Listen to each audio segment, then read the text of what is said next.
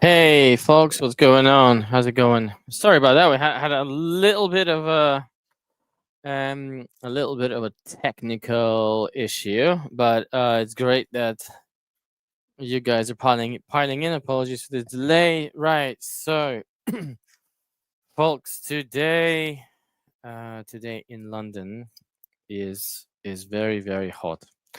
It's plus 34, and if there's anything that we know about London and plus 34, these things don't really work well together. So I am in my t-shirt and I've got a fan here next to me. So if any of that fan noise bleeds into the mic, my huge apologies. Now you will see that we've got this thing says live with StreamYard and StreamYard here, and none of the Day One Careers usual logos. That's because StreamYard changed their policy and basically is now not allowing us to put those on. But you guys know me, hopefully, and you will also know Gigi as soon as she joins. She's just running a little bit behind, so I'm going to kick things off, and then as soon as she joins, you will be back with both of us. So we run these events, folks, to give you an opportunity to ask us any questions that you have about behavioral interviews at Amazon. So both Gigi and we used to be hiring managers. We used to be interviewers. We were also senior marketers at Amazon. And on top of everything, Gigi was also a bar raiser. So we know quite a lot about hiring and interviewing. And then since Feb 2022, we've been running Day One Careers, and I think it's probably safe to say that we would have worked with well over 1,000 people in our personal capacity, and even more so. I think we've got over 2,000 people in our community. So we both kind of arrived at this whole interview coaching thing in different ways. Just texting Gigi to let her know that it's all good and that the live is on as soon as she comes in. Right. Anyway, yeah. So I was the way that I've arrived at this whole interview coaching thing was that in my last 2 months at Amazon, rather than rejecting candidates who would have been unsuccessful in their first phone screen, I would give them some coaching at the end of the phone screen, and then instead of rejecting them, I'd move them to the second phone screen. And this is how I figured that actually, if you give people some interview coaching, they end up reacting really well and they end up improving their performance. Gigi, on the other hand, started her Amazon Interview Whiz channel while she was still at Amazon, and she was it was basically it was an official channel at the time, but then she left Amazon and she just retained the channel and she converted it into an opportunity to share her expertise as a former bar raiser with everyone. And then essentially one candidate who worked with both of us got in touch with both of us and said, hey, you guys should meet because you're the most credible people in the business. And that's how we met. So from Feb 2022, that we operate under Day One Careers. So, folks, the way this show works is there's a chat box here somewhere. You should see it in your YouTube live, and in that chat box, you can type in any question that you have about behavioral interviews at Amazon. Now, just so that you can get the most out of this show, so keep your question to the behavioral part of the interviews, because Amazon has thousands upon thousands of functional job families, and we cannot be experts in all of them. Amazon hires everyone from software developers to pre-construction fulfillment center engineers. It's an actual job family. But the good thing about all of these roles and all of the interviews and all of the processes is that the behavioral side is pretty much the same. so we can help you with that. Now, the other request that I have is, what you will notice once you start typing your question is that the chat box is limited. I think it accepts something like 255 characters. I don't know for sure. So it means that if you want to ask us a multi-part, like a long question, you can do that, but you have to number your parts a bit like a Twitter thread. So you can do that. And then lastly, just make it a bit specific, right? If your question is, hey, I've got an interview with Amazon next week, do you have any tips? Then I will have to refer you to our YouTube channel, where you guys have found us, because we've got hours and hours of foundational general tips that you will just benefit more. There's a lot, that material is a lot more in depth than anything that we can ever do in this live format. So make it specific to your situation, make it about behavioral interviews, and hopefully we can help. So I can see we've got I can see that we've got one question. So folks, I'm here until 7 p.m. British summer time. So I'm gonna go through as many questions as I can, and once Gigi comes in, we're gonna go through as many questions as I can. But I know it's summer, I know it's June, people are on holiday, so if you guys don't have enough questions, we can end the show early as soon as we answer everyone's questions. So keep them going, keep them, put them in the chat box. I'm gonna bring them up on screen, and we're going to answer them one after another. So for now, this is the only question that we have from Sonali. So the question is, I want a holistic list of behavioral questions. Can you recommend some resources? Thanks. So we can recommend one resource. And to get that resource, you need to stay until the very end, because we have a full list of example Amazon interview questions that we came up with. It's not the official list of questions, because we don't have that official list. And by the way, that official list, it's there for guidance. Amazonians are more than happy and willing to invent questions on the fly, because the only thing that you need to know really well in order to interview candidates is you need to know in your hearts of hearts what the leadership principles stand for in terms of behaviors as you see them around yourself, when you come to work and when you actually do work. So now, to be fair, the questions that you're referring to, they do tend to be used quite often, but we don't have them because it's a confidential document. And when we left Amazon, we lost access to all confidential documents. That being said, because we worked at Amazon for quite a while, we've created our own, we call it a list of plausible Amazon interview questions. And we've grouped them by leadership principles. And there is 90, I think over 90 questions there.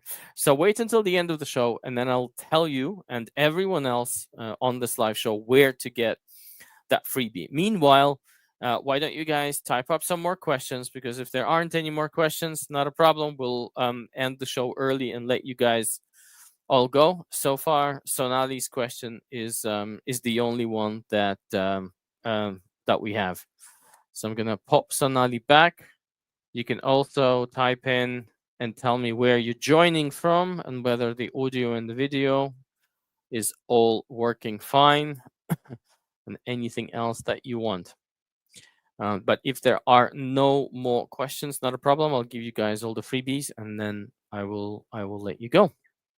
So let me, if there are no, it doesn't sound like there are any more questions. So not a problem. So let's talk about freebies, because everyone loves freebies, don't they? And while I'm talking about freebies, by the way, in case you do have more questions, you have time to ask me any question about Amazon's behavioral interviews until I'm finished talking about the freebies. Okay, let me put the banner on first, people. There you go. See, it's a nice banner we have to free stuff.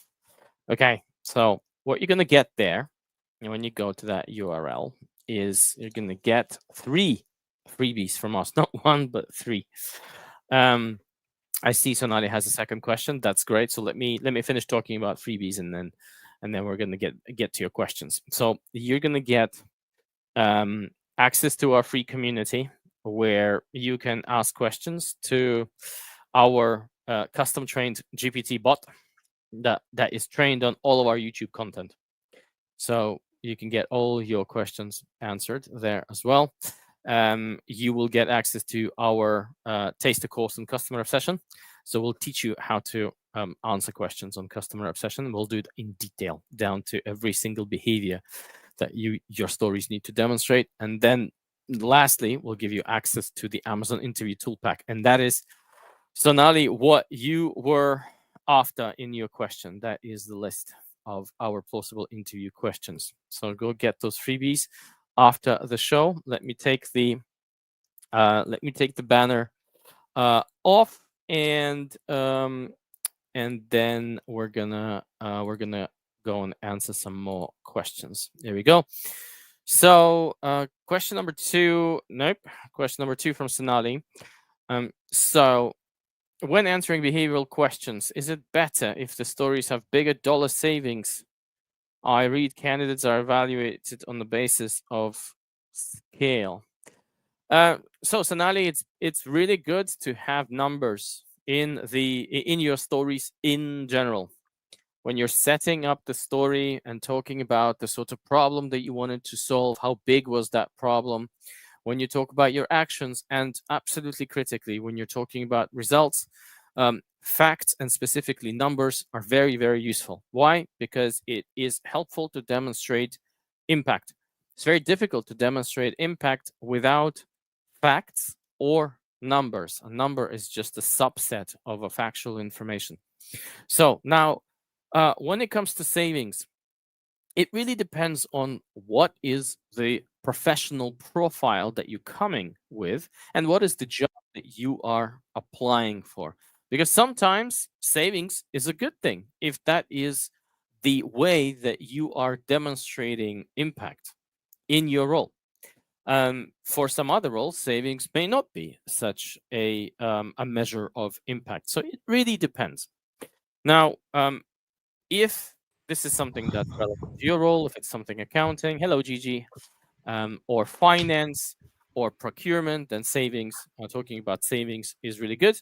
Um, uh, it would be entirely down to the team that's interviewing you, including the bar raiser, to figure out what scale of any impact, whether it's savings or anything else, depending on your role, what scale will be good for them, and in conjunction with everything else will help you raise the bar. So we can't necessarily guide you on it, but logically speaking, if bringing savings is what your job is about, then the more the better.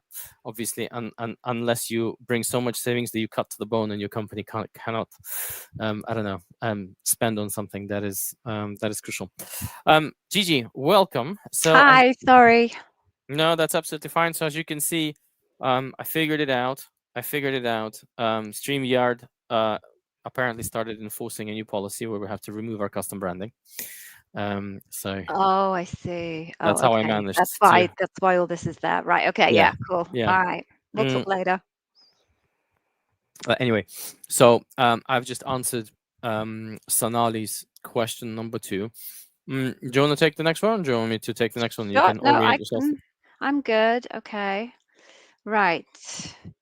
Looks like a bijou group today. Obviously, the summer and not much going on, but okay. So, hi, Evgeny. Sorry, Zoltan, it's me. Your loop starts tomorrow, broken into 2 days. First day, first interview starts with the bar raiser and a Brit. Okay. What can I expect? Who will ask questions? Don't know actually, because it could be either of them. So usually when they send you the schedule, you'll have the person whose name comes first in the coupling of the bar raiser and the Brit is the person that's going to be doing the interview. So I'm imagining an email that's kind of got people's names next to the times, and it'll have their name and then maybe their job title, and then it'll be the next name of the person and the next job title. So the person who comes first, I would say, well, should be your interviewer. In terms of what you can expect from a bar raiser Brit coupling, in theory, the person who's shadowing, because it's called a shadow, shouldn't say anything. They should just be quietly listening in. If the bar raiser is the one who's the main interviewer and the Brit is shadowing, then really I would expect you to hear nothing from the Brit at all. On rare occasions, a bar raiser might invite the Brit to ask any other questions they might want to ask, but in the main, they just sit in the background listening. If it's the other way around and the Brit is the main interviewer and the bar raiser is sitting in the background, usually the bar raiser will do their very best not to interrupt and not to take part in the interview because they'll just be observing the Brit. But if they feel that the Brit has missed something important, or perhaps you're going off slightly off track and the bar raiser doesn't feel that the Brit is controlling it and isn't in a position where they're really helping you to be successful, they might interject to bring the interview back on track. But the goal is really that whoever is the person leading the interview is just left to lead the interview, and the other person just sits at the back and either listens to learn or listens to then provide feedback afterwards. Okay. Cool stuff. So, I think there's a continuation here from Sonali. How can I ensure I prioritize my stories accordingly? So, this relates to your previous question about the scale of savings, or I guess I will reinterpret it this more leisurely as the scale of impact, assuming that in your particular case, that's how you demonstrate impact. Um, so, look, in general, when you are thinking about what stories you're going to bring with you to the interview, you need to bring your best. Like Amazon wants to hire people that other companies do not want to let go. That is just our creative reinterpretation of what raising the bar is. There's a lot more to it, but generally speaking, that's what it is. Amazon has the choice of candidates. Amazon can interview until they get the right person, and so it is entirely in your interest to bring your best. And that's why when you go through the exercise of trying to fish out these stories from your memory, think about, you know, is this story mediocre? Do I have something better in terms of the impact that I've produced, or in terms of how complex was the problem that I solved? You know, and there's a good kind of rule of thumb in terms of, you know, there needs to be something that you feel particularly proud about. It's not the most scientific criteria, but usually when you ask yourself, you know, do I really feel like do I really feel like I've done, you know, something special there? Then I think that's a really good candidate for you to include in that curated set of stories that you want to bring to your interview. Now, when it comes to prioritization of within those stories, for example, if you're thinking of should I prioritize this story for this interview and this story for that interview and this is my best one, I'm going to leave it for the bar raiser. Don't do it. So spread them sort of equally across all of your interviews, because Amazonians don't make snap decisions. There's always a debrief where everyone's going to be discussing their ratings of the interview with you, and people do change their minds in the favorable direction and also in the unfavorable direction. So you don't want to invest all of your best stories in just one interview. Is there anything you'd add, Gigi? Just to clarify the point about scale itself. So Amazon isn't going to be assessing you based on their scale, because that would make no sense. Like, there's almost no other company on the planet that's going to be able to offer the type of scale that Amazon offers. And I noticed in your previous comment you talked about understanding that candidates are evaluated on the base of scale. That's not entirely true. Yevgeny's point about being evaluated on the scale of impact is a better way of articulating that. And scale of impact is relative.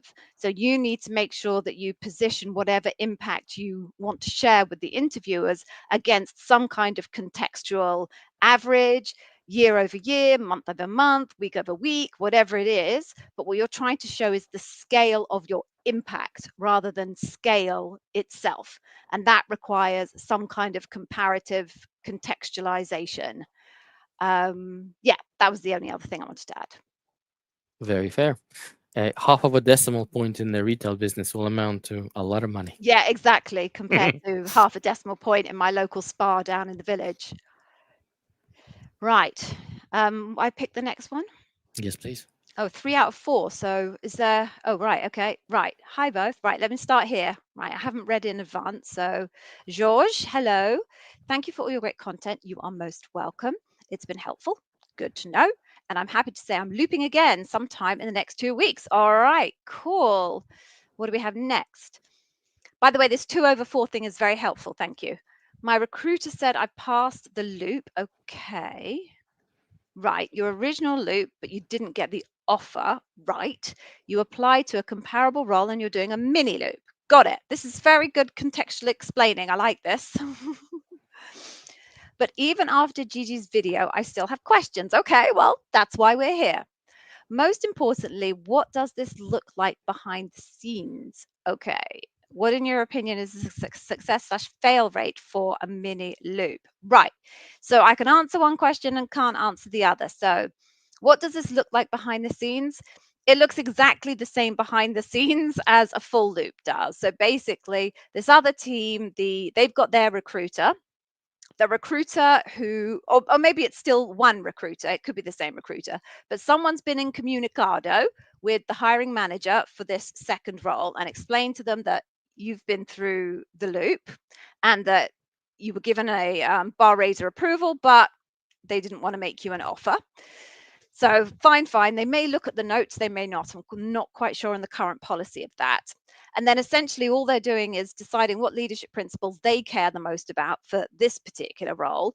And it might be the same, it might be slightly different. There's always some nuances, regardless of the actual definition and the role type itself. Sometimes when you're in a different team, they have different priorities. So they might end up having slightly different leadership principles that are their top leadership principles. They'll decide what they want to test you on. You'll go in and you will experience exactly the same experience as you had when you did your last full loop, except you'll have fewer people. So it's usually about 3 that go on to do a mini loop. They'll then go off and have a debrief, and in exactly the same way as last time, they will decide whether they want to make you an offer or not. So that's kind of what's going on as far as the mini loop is concerned. In terms of success or failure rate for mini loops, I have no data on that. I don't believe anybody ever published that data in Amazon.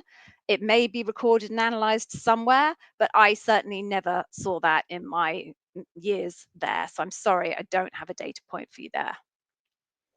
Is there anything you'd add? Do you think I've missed anything, Yevgeny, on that? No. All fair, all fair. Okay. I have an interview for the vendor manager position tomorrow. The cases I prepared are quite long. Should I summarize them or go into the detail to take up more time? So, well, I don't know what quite long is. A vendor manager position tends to be an L5 in general. And so if you're going for a vendor manager position, then we would say if your story is around 5 minutes, that's about right. Anything longer, I would think about trimming it down to 5 minutes, but 5 minutes you should be in a safe ballpark. But if you have something else on your mind and if you've got any more details, just add them as a follow-up question to the chat box and we'll get to. Anything I've missed, Gigi?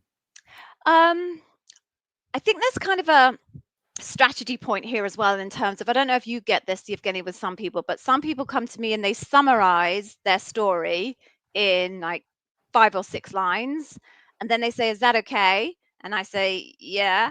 And then they go and tell me the story again, but in more lines. And I think that's just a style preference thing. I have heard some other people, kind of Amazonians, say they prefer people to do that.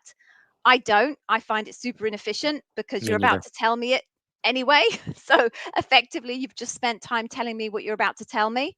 And even worse is when they tell me what they're going to tell me, they tell me it and then they tell me what they've told me. Drives me wild. The amount of repetition in that is so totally unnecessary. So if you are asking me what I would prefer to hear, I would just prefer you tell me the story. Start from, I'm going to tell you about a story when I was working at company XXX in role XXX, and just keep going. It's the same with me. Yeah, Just cool. get straight into Cool. it. Yeah, exactly. Don't tell me what you're going to tell me. Tell me, and then tell me what you've told me. You can lop the end bits off and just tell me. Just tell me. Let's take next one. All right, yeah, sure. Okay. On the loop, should I expect a quick 3-minute walkthrough of my background? Just line. I assume that means like in the phone screen. On the phone screen, we spent probably 15 minutes on prior experiences. So, as a matter of kind of course, no, there isn't anything that teaches people when they open up a interview with someone at Loop, they have to go through their resume or their career history. There's no guidance that said that. So basically, people do whatever it is they want to do. The guidance you have is when you open up, try and do some kind of a warm up before you go into asking your functional or leadership principle questions. So different people will do different things. So some people might choose to just ask you, yeah, just run me briefly through your resume. Other people like me might ask you something like, okay, why are we here today? Like, why did you decide to apply for this role?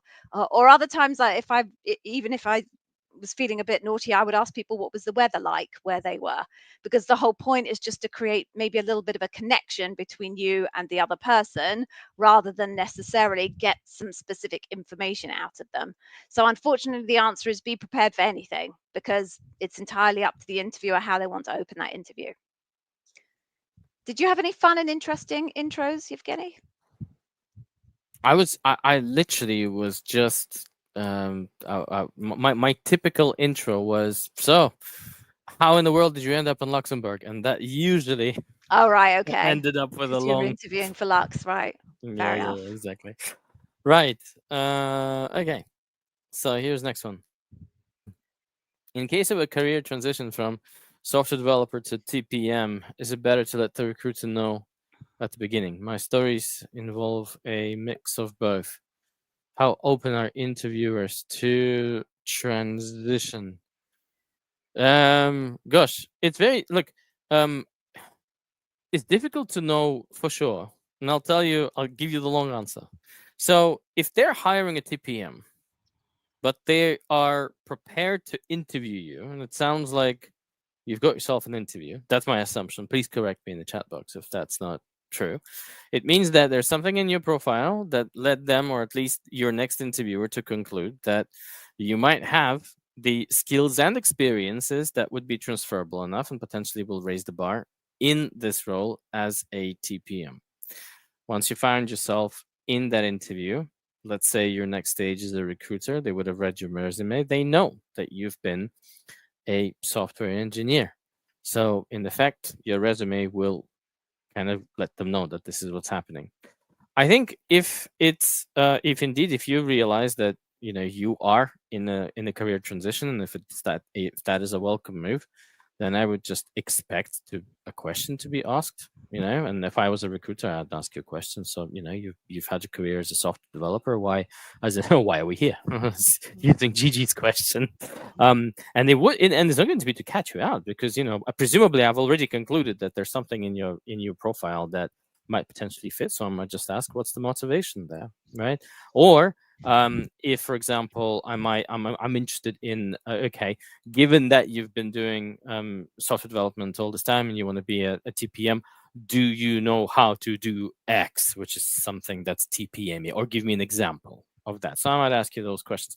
But I think it's almost like if you have a story, or some sort of explanation, like what's happening with, like, what's driving your decision, why do you want to become a TPM? Not because they want to catch you out, but it's just that it's interesting what's motivating people, and I think it's legitimate interest from them. And then just answer any follow-ups. I think that's probably should cover it. But Gigi, what would be your perspective? Well, I assume everybody knows that you're a software engineer wanting to transition to a TPM, because they've all got your resume. So I don't think you need to let anybody know at the beginning, because it's already there in your resume. And then in terms of your stories involving a mix of both, okay, so you've got some stories that are TPM and some stories that are software engineer, or you have software engineers that have got stories with a mix of TPM in them. Either way, what you just need to make sure that you try and do is you think about the role requirements of a TPM, maybe plot them across an x-axis, and then the leadership principles on your y-axis, and then plot in there where your stories fall. And then you'll have a good sense of whether you have got good coverage of both the leadership principles and the functional requirements of the TPM role. And then you'll know whether you're too much balanced one way or the other. I guess that would be my only addition. Fair enough. Oh, Okay. you've got an esoteric one coming through. Oh, great. Love an esoteric one. When hiring, Amazon hires someone who's better than 50% of the current organization. Not quite. I'll define that a bit more clearly for you in a minute. How do they measure this? What metrics do they use when hiring? Okay, so just to be clear, they're looking for someone who is better than 50% of the current population in the same or similar role operating at that level. Because if you need to be 50% better than the current entire organization, you better be damn good. There's no L4s getting in, right? So no, it's not that. You have to be better than 50% of people into the same or similar roles operating at the same level as this role. Okay, that's the first bit. How do they measure this? What metrics do they look at? Right, there are no metrics. This is one part of the Amazon interview process that is much more subjective than the rest of it. So what you do is you gather all of the data, obviously, and then you make an assessment on how strong you think that candidate is on said leadership principles in the debrief. Everyone talks about it, and you make some kind of a calibration. And then the second thing that you're doing, and this is even before debrief actually, is once you look at that, you'll then ask yourself, right, I close my eyes. I don't know why I close my eyes. I'm sure everyone else doesn't close their eyes, but you think about all of the people that you know who are currently operating in the same role or a similar role at that level. And you ask yourself, based on what I know about how these people have performed when working with me historically, how do I feel this person's narrative compares to what I've seen those other people do? And if I ask myself, can I imagine the bottom person in all the population that I know that are operating in the same or similar roles at that level, can I imagine them doing what this person just described to me? And if the answer is yes, then you're not bar raising. But if the answer is no, it's then a next mental step. Okay, let me go to kind of an average type person in that similar or same role operating at the same level and ask myself, do I feel that they would have done the similar thing to what this person has just described to me? And if the answer is yes, then you've hit the 50% bar and you can be considered as bar raising. If the answer is no, I don't think that they would have done what this person did in this role, you've still hit bar raising, because either way, you're in the middle, right? So it's not empirical. There's no specific metrics, because in order to be able to do that, they would have to be constantly metricizing the performance of every single Amazonian on a perpetual cycle, gathering all of that data, holding all of that data constantly, gathering that data from you and then comparing them. It would be a monstrous task to be able to do a kind of an analytical, empirical approach to bar raising. It's very much based on judgment. But what then happens is, obviously, it's not just one person's subjective judgment. You all sit in a room together and assuming there's 5 of you. And if I think you're bar raising and someone over there thinks you're not bar raising, they're going to challenge me and say, well, Gigi, why do you think they're bar raising? Explain to me how you've decided that they're better than 50% of the people you know already in that role or a similar role operating at that level. And then we have to have that debate as to why I've made that judgment and why they haven't made that judgment, and try and convince each other of our position. So it is much more subjective, but there is a level of rigor around cross-referencing other people's subjectivity to try and hopefully come to something that's at least objective subjectivity, if you can imagine such a thing existing. I I've hope that makes always sense. I've always wanted to tell them to interview people under fMRI scanner, but never did. Never No. did. Ah, well. It would have been great. Right. Do you want to pick the next one? Yes. I had my loop last week, and I was wondering if another candidate debrief happens first Question. and goes well, do they get an offer right away, or are candidates compared before deciding? They just get the offer. It's the first past the post. That's In it. theory, Well, yes, in theory, but there are there in are my experience, there's never happened that we would. The only time, no, actually, no. The only time it will happen is if you make an offer and the candidate rejects it, and the negotiation didn't go well. Then there was one case when I was offered, "Would you want to go to offer to the next best candidate?" I said no, let's restart the process. Yeah, so I've always done first past the post, and nothing I ever bar raised on was ever anything other than first past the post. But I have heard a couple of our clients, Yevgeny, come back to me and say, oh, they've told me they're waiting for another couple of loops to happen, which That's they're not cheeky, supposed isn't to it? do. It's cheeky, it's naughty, and it's not the way the Amazon interview process is supposed to work. And what they need is recruiters with some backbone to tell them that no, they're not allowed to do that. But unfortunately, that wasn't the case.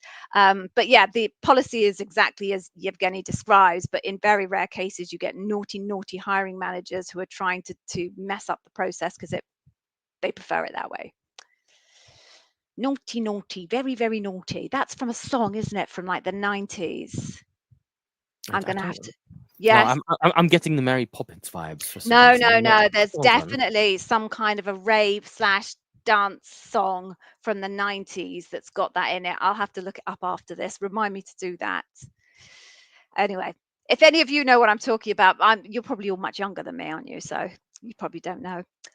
Right. So, how many questions can you expect in each interview? So this is a bit of a how long is a piece of string question. We like that reference. Much of what is going to determine how many questions you get in each interview will be how long your answers are to a question.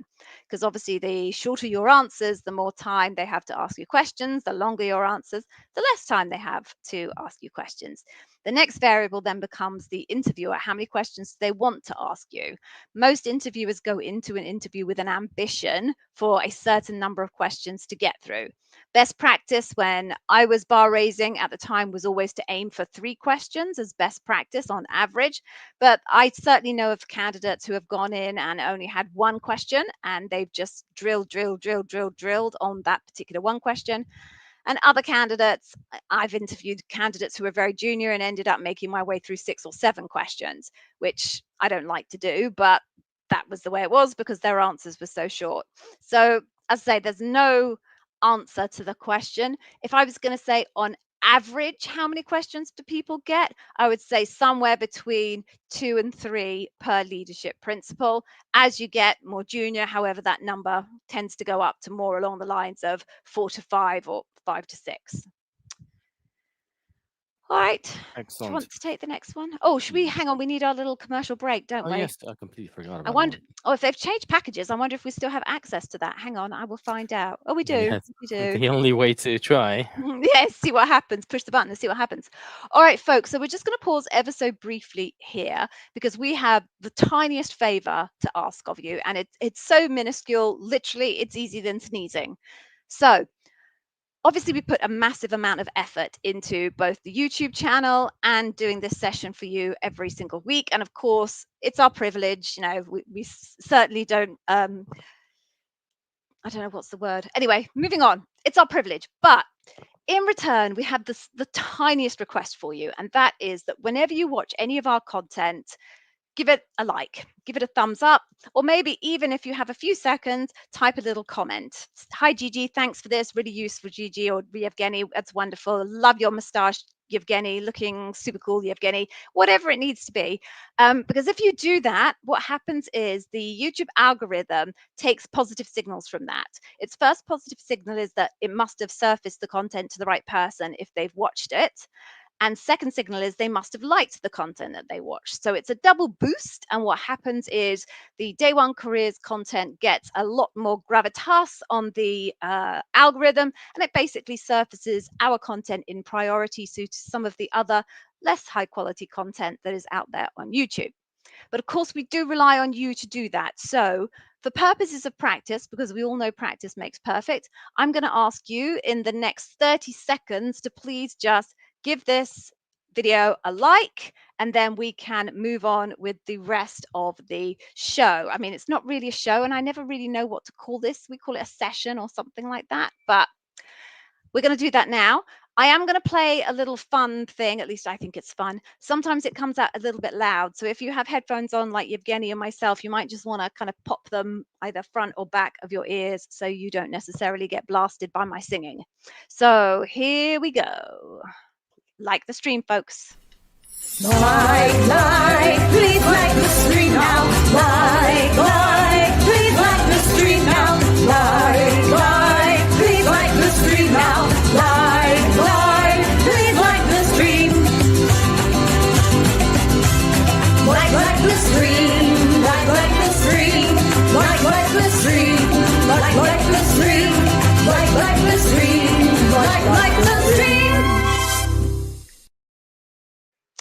There we go, folks. We always lose a couple of people at that point. I think they think we're such a pair of nutters that we're not aligned with them. So anyway, we've still got most of you. So if you haven't yet liked it, please do before you jump off. It's such a small ask from us. Hopefully it's not too much of a burden for you. Right, is it me or you? I've lost track. Oh, are you on mute? Oh, you're No, back. I think it's me and Right, go on. You take the next one. Okay, so the question is, is it better to program the loop on one day or on different days? Literally up to you. Makes no difference to Amazon. Just think about the benefits and kind of the pros and cons of different scenarios. If you did one day, it's one and done, and you don't have to think about it until they give you a decision. If it's over a couple of days, then you might, for example, be able to tick off some stories that you have already used and you don't want to use again in your next day. So there's plenty of things to think about, but it makes no difference to Amazon. Anything you'd add, Gigi? Any insights? No, you got it. All right, I'm going to pick the next one. Okay, you had your loop interviews a month back. And tomorrow you have another virtual round, which I believe is the bar raiser. So that's strange. You had a whole bunch of interviews with everybody else, but you didn't have the bar raiser interview. And it's only now that you're getting around to the bar raiser interview. That sounds very, very weird, but okay. Any last minute tips that would be of help? I mean, no, because I don't really know anything about you or how you performed in the other interviews.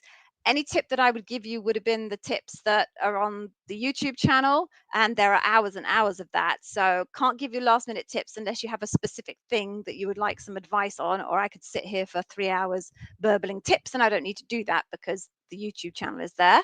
I'm just going to open up your second question. Oh, and now should I expect technical questions as well as in the bar raiser round or just behavioral questions? It depends on your bar raiser's area of expertise. So if you're a software development engineer and I was your bar raiser, then absolutely not. I don't know anything about software development engineering. I'm a career marketer, so there would be no way I would ask you functional questions. But it is possible for if you're a software development engineer, to end up with a bar raiser who is a software development engineer, in which case they might ask you functional questions. So if you know the job title of the person who's bar raising for you tomorrow and they don't look like they're at all from your area of expertise, then you can be pretty confident that they won't. If their job title looks like they could potentially be from your area of expertise, it's a possibility that they will. Right, Sanjay is doing a test for us, Yevgeny, so I don't think that we need to answer that one, but you can pick the next one after that. No, but the test has been passed, Sanjay, and then the next we one passed. is... Yay, we passed the test. Right, I think this is just a continuation of the question from Yashika around that she's got a previous experience in startups, so she was wearing different hats even though she was a software dev, so she wants to become a TPM. So yeah, I got nothing to add. Go for it. Show them your experience. Sounds like you might have relevant experience, despite the fact that you've been a software developer in a startup. Right. Let's keep going because I think these are no questions. For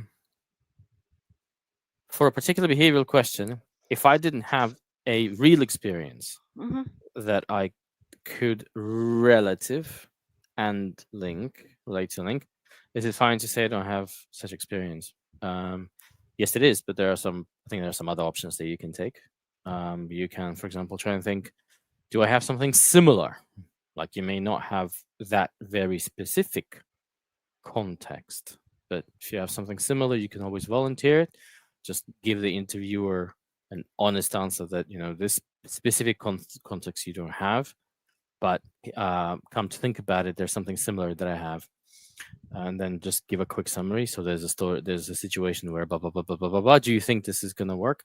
And then they'll tell you, they'll either tell you, yeah, go ahead and say it, or they won't. And that's it. But if you're completely out of it, if you've got nothing whatsoever, nothing comes to mind, just say, hey, it doesn't look like I can answer this particular question because I don't have very precise context. Would you be able to ask me something else? Yep. That's it. Yeah, I'd agree. All right, so this is like a six-parter. So I'm going to walk everyone through. I've read it all, but I'm going to walk everyone else through it. Okay, so are there LPs and question pools that are relevant to the role for each position? Okay, in other words, there is a separate LP and question pool related to the role, or do they choose questions spontaneously according to the job description without dividing the LPs into relevant roles? Because I had more than one interview 3 years ago. I received an offer for a role and I did not accept it. The person I interviewed, well, they interviewed you, but okay. The person that I interviewed with, I'm just going to throw in an extra word for you to make the syntax make sense, said he had chosen the questions asked in the loop of that role by looking at them instantly. Okay, of course, we can understand which LPs referred to by analyzing the job description, but did the interviewers have this ready? All right, so are you still with me on this one, Yevgeny? Yeah, right. Just about. Yes, keep going, Right. keep going. So basically, how it works is Amazon has something called the AIQB, the Amazon Interview Question Bank. And that question bank is divided into sections. All of those sections are leadership principle sections. So there's an I'll write a lot section, then there's a bias for action section, then there's a customer obsession question, then there's a dive deep session question, blah, blah, blah. Okay. So within each of those sections, there's then a list, somewhere between 9 to 15 questions for each leadership principle. So if you imagine like a PowerPoint slide with a page for each leadership principle, and within each page, there is about 9 to 15 different questions, right? So that is the question bank from which the interviewers can choose. Now, when a hiring manager puts a role up for a recruiter to work on, they tell the recruiter what leadership principles they want to test through their interview process. And they will probably pick 10, maybe a few more if it's a very senior role and they're planning on having many more interviews than the average, but more than likely it's going to be 10 leadership principles. So they will give the recruiter a list of 10 leadership principles that they want tested. They may show which leadership principles they want tested in the early rounds, just so that they are in control of what gets tested. A smart hiring manager tests their most important leadership principles in the very first round, because it then shows if someone can't raise the bar in the first round on those leadership principles, it's definitely not worth taking them through to loop because they'll never pass. So then the recruiter has a list of 10 leadership principles that they then need to assign to the interviewers in the loop.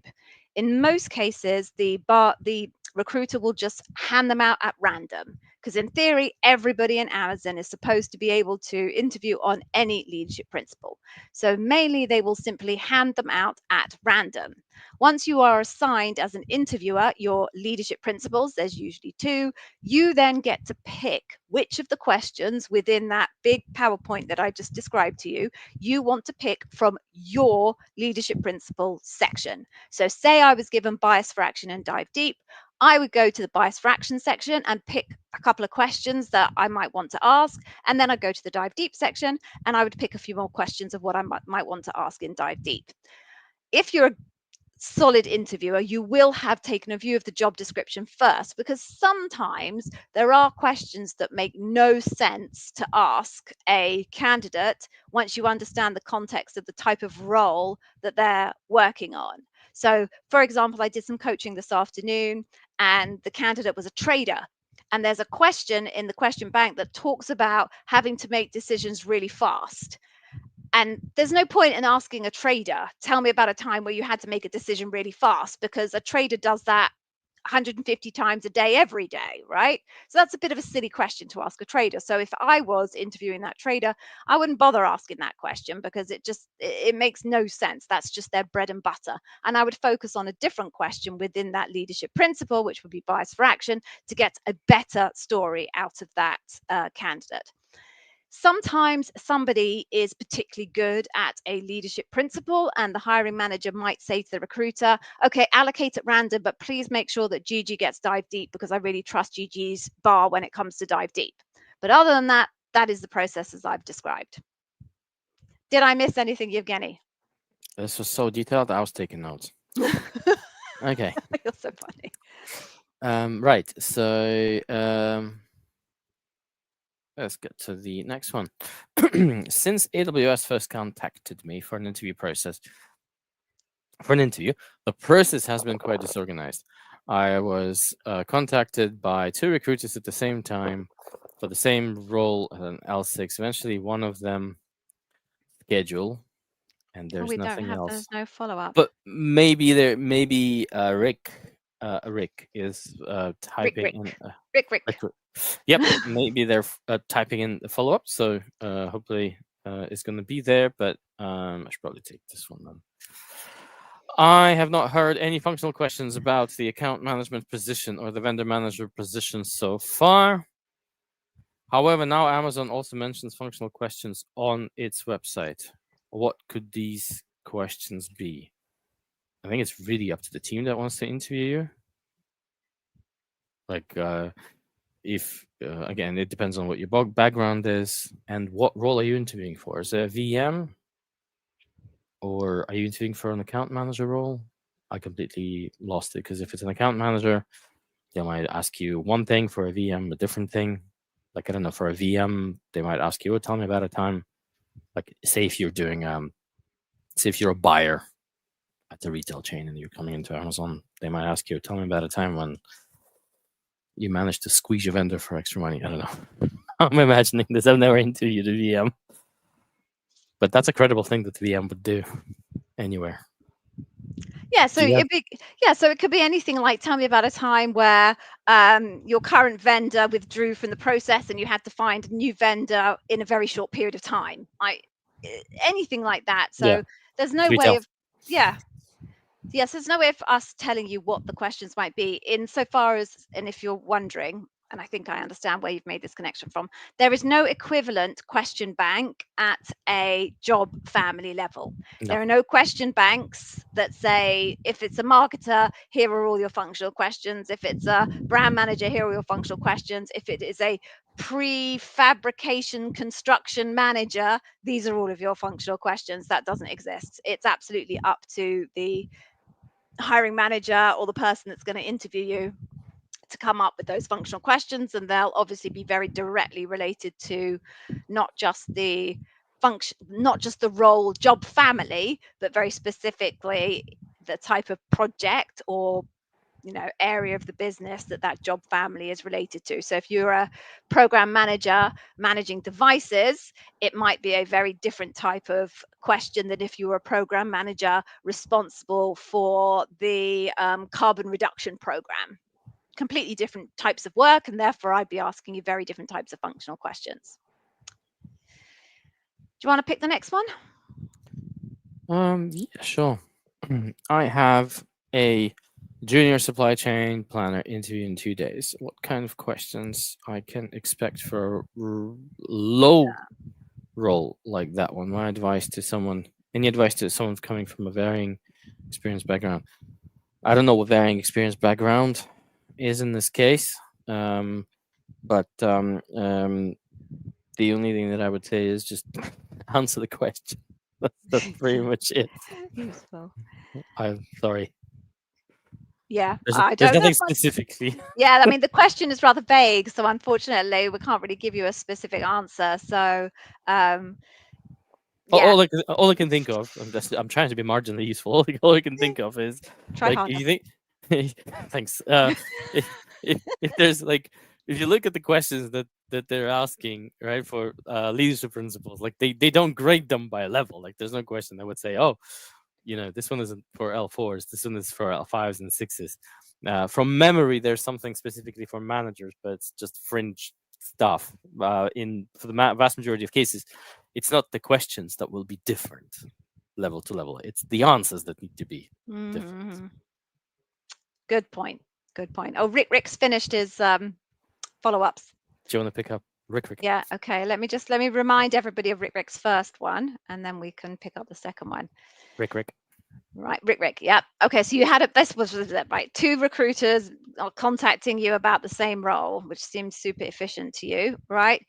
Your round 1 interview with the hiring manager. However, 20 I'm going to assume is minutes, not miles or months. They changed to a different interviewer. What? So your first round interview with the hiring manager, and then 20 minutes in, they swapped interviewers. Oh, I think you're saying 20 minutes ahead of time they swapped interviewers and you found this confusing, so you cancelled the meeting. They apologized and rescheduled for the next day, right? Is there a question, Rick? Oh, there, yeah. Hang on, let's keep going. Oh, all right. Yes, it's just a mess, Rick. I don't know what else to say to you other than yes, that's a complete mess. To your point about 20 minutes ahead of time, you got swapped out a different interviewer. Life happens, right? There are stuff that your kid is ill and you got to rush off and go pick up your kid, and you turn to the person next to you and you say, oh my god, can you help me, I've got this candidate in 20 minutes and I got to go and pick up baby Daisy from daycare. And yeah, sure, Gigi, of course I'll help you, because that's what they do. And you get swapped out, so it's got nothing to do with you, I don't think, with a last minute change of personnel. It's just the fact that people who interview with you are human beings and shit happens. I'm allowed to swear anyway. And then in terms of then you cancelling and then them telling you that the process is on hold due to internal issues, well, yes, sometimes roles go on hold, sometimes budget disappears, sometimes the hiring manager has to refocus their efforts somewhere else and they just want to pause the interview process, etc. So yeah, those things happen sometimes. Is it common in AWS? Rick, it's no more common in Amazon than it is in any other high volume hiring organization. Most of the time, I'd say Amazon's process is very well organized. They've done it a lot for a very long time. They adhere to very rigorous processes. It's all very well documented. It's all very well trained. But sometimes, Rick, life happens and it doesn't go the way you'd want it to go, and it doesn't go the way that Amazon would like it to go. Can I tell you how many times it goes wrong? No. Does anyone record that data? Don't know. Never seen it myself. But is it common in AWS? I doubt it. No more common than it is in Google, Microsoft, Apple, or any other large organization. Okay, so we are now at the end of all of our questions. So hang on, I think, yeah. Final question from Rick. What should I expect? It's been almost 2 months and no updates. Move on, Rick, would be my suggestion.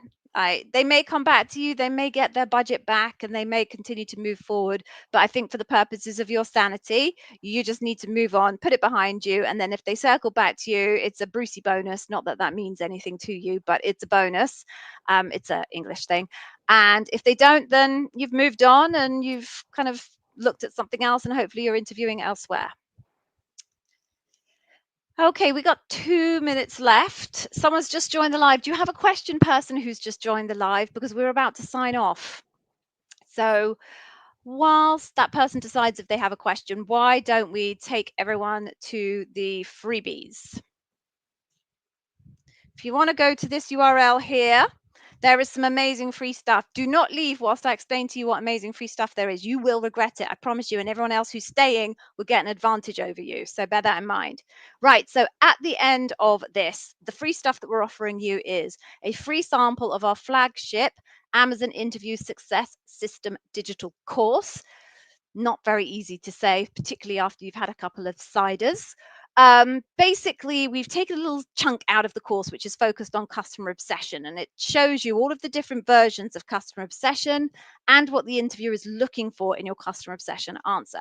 So if you go and take that, you can pretty much have the backbone of what you will need to give a good customer obsession answer. Everyone's going to be tested on customer obsession at some point, so you might as well take that out.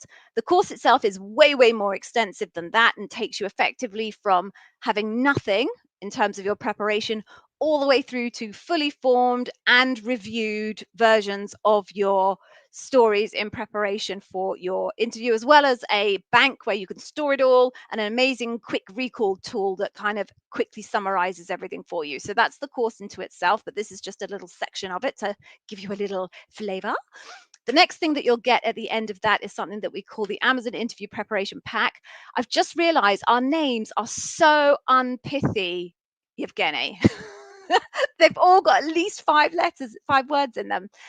in that pack, there's a few bits and bobs, but the most important thing in that pack is basically, you remember I described to you earlier the Amazon interview question bank that has different sections for the leadership principles and questions for each section, somewhere between 9 and 14.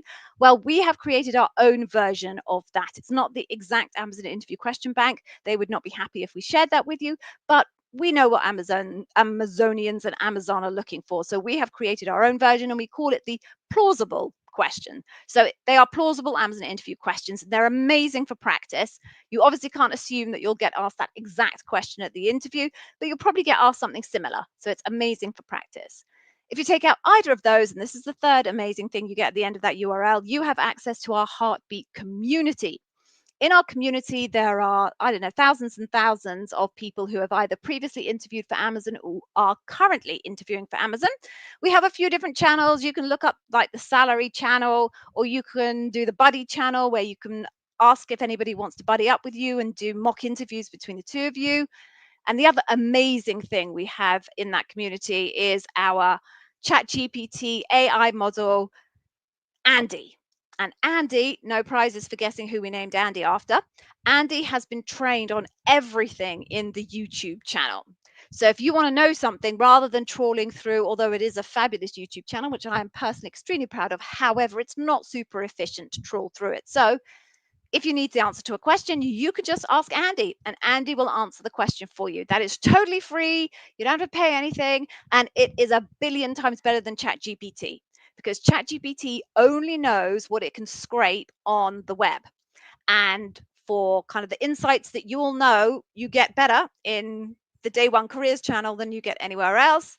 That model is only trained on the Day One Careers YouTube channel. So it will be far better and more accurate than anything you can get on ChatGPT. So with that, we are done. Oh, that person came and had a couple of questions. So let's just quickly answer that question. Can you skip a behavioral question? Was that person's question. And the simple answer is yes, you can. If you really don't have an answer, you can tell the interviewer, I'm sorry, I don't have an answer. Can you offer me another question, please? All right, folks, so we're going to wind up now. Thank you very, very much for joining us. We will be here again next week. Don't forget, if you are watching any of the content on the channel, please do just give it a like. It will take you no time whatsoever. And of course, if you have any further questions, you can just drop them into the YouTube channel in the comment box on any video, and Yevgeny and I will get back to you probably within 48 hours or so.